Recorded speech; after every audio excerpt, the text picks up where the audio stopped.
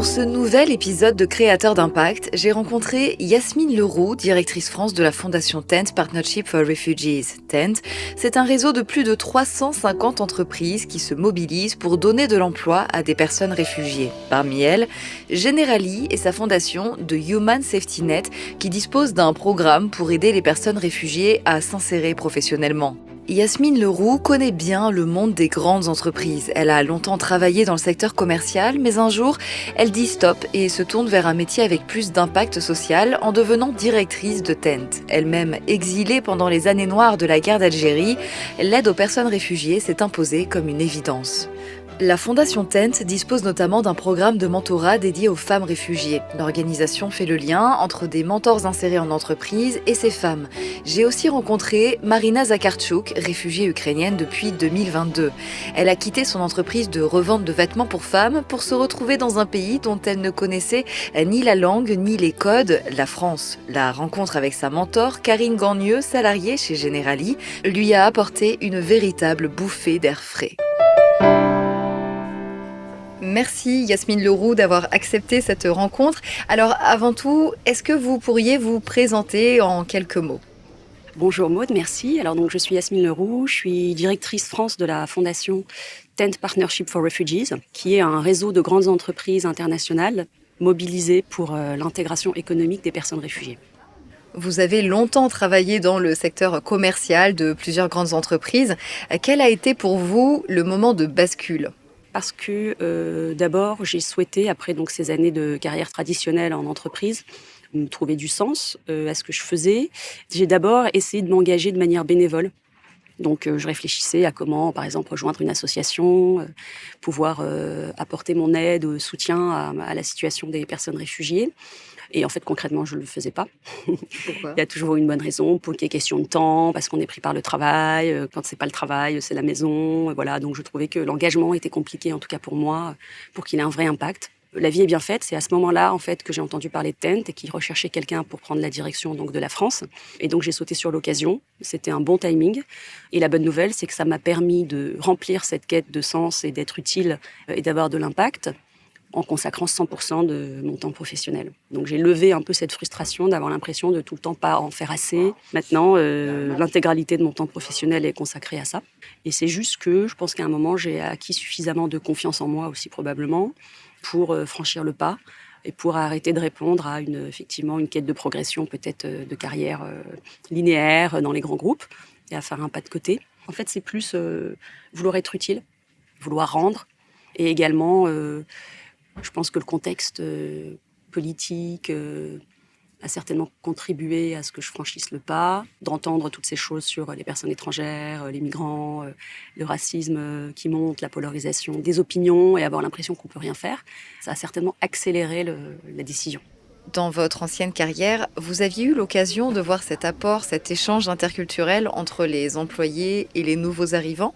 Oui, en effet, c'est vrai que j'ai eu la chance de travailler dans des grands groupes très internationaux où il y avait des vingtaines de nationalités représentées dans les équipes. Donc déjà, j'ai mesuré à quel point c'était enrichissant en tant qu'employé dans les échanges avec ses collègues, mais également pour l'entreprise d'avoir des personnes avec des parcours variés, des origines diverses.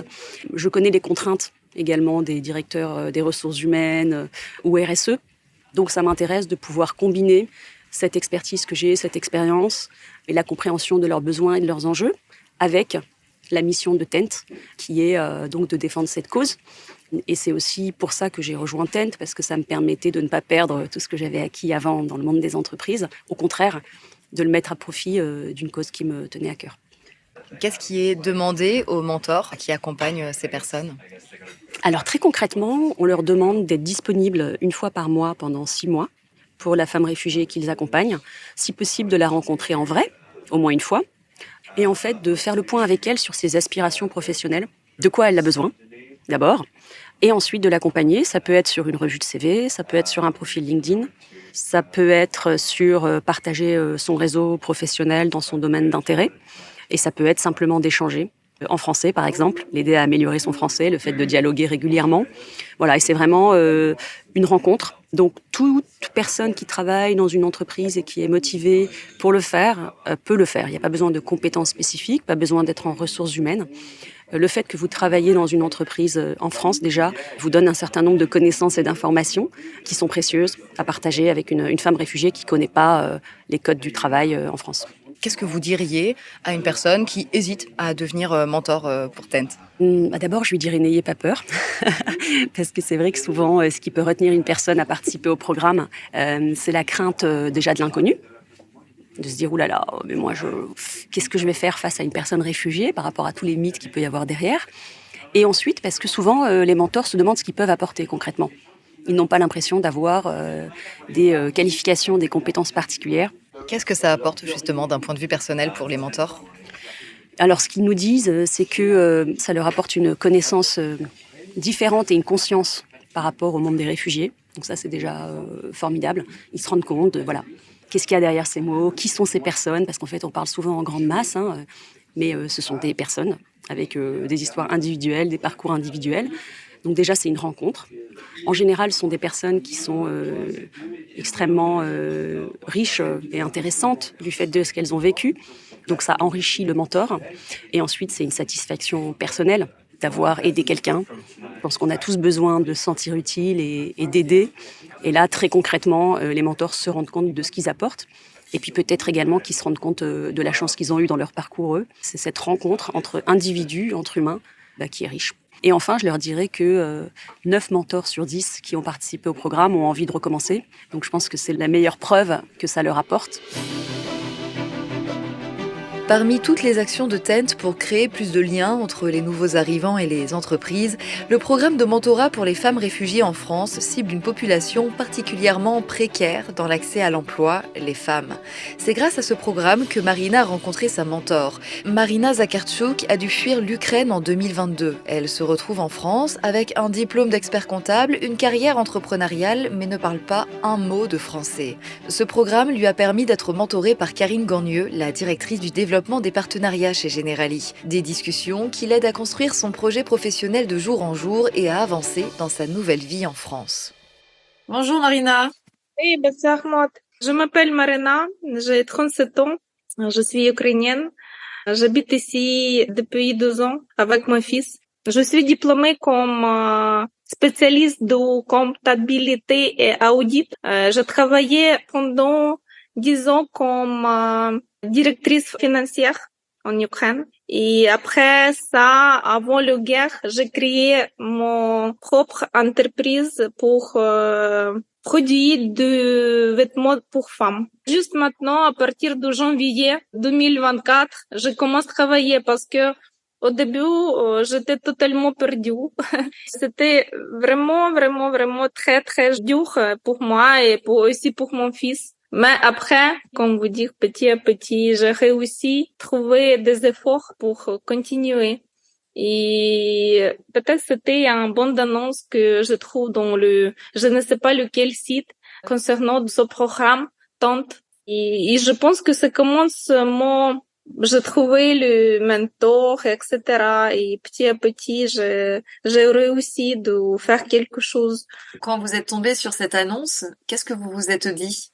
J'ai pensé que ça peut être une bonne décision pour moi parce que j'ai besoin de trouver ici quelqu'un qui peut m'expliquer comment se passe ici toutes les choses qui connectées avec des finances, avec l'économie, avec la vie en France parce que c'est totalement différent qu'en Ukraine, etc. J'ai obtenu une lettre de Karine Ogno.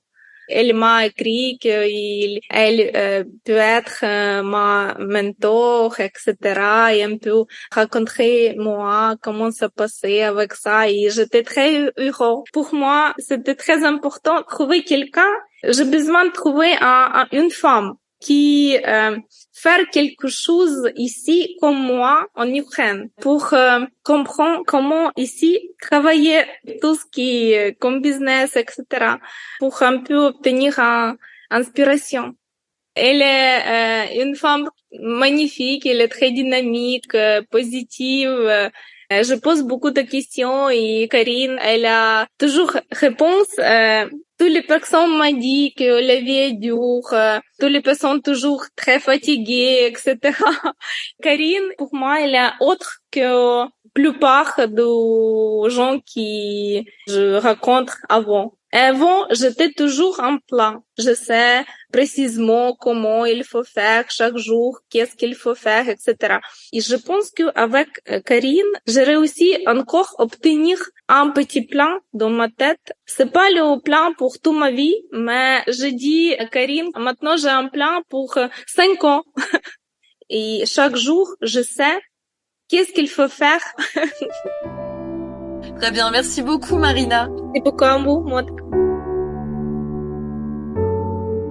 Yasmine a voulu un métier à impact social positif. Désormais, elle ne travaille plus pour des valeurs marchandes, mais pour des valeurs humaines. Elle crée des ponts, des intermédiaires pour que les personnes comme Marina puissent être soutenues alors qu'elles redémarrent toute une vie depuis zéro. Marina franchit petit à petit les étapes de la reconstruction, épaulée par les conseils avisés de Karine Gornieux.